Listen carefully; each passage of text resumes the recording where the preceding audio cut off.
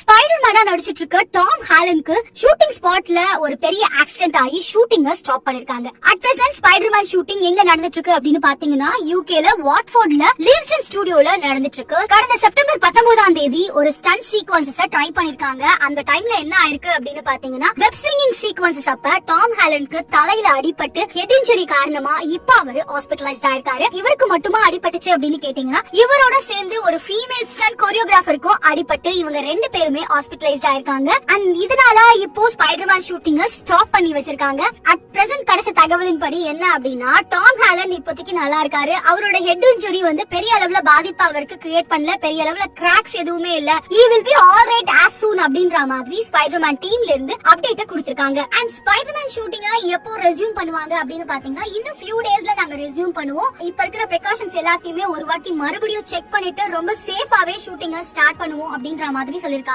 And அது மட்டும் இல்ல இந்த few daysல டாம் ஹாலனும் ரெக்கவர் ஆயிடுவாரு. சோ ஈஸியா ஷூட்டிங்ல கலந்துக்கிறதுக்கு கரெக்டா இருக்கும் அப்படின்ற மாதிரி பிளான் பண்ணிருக்காங்க.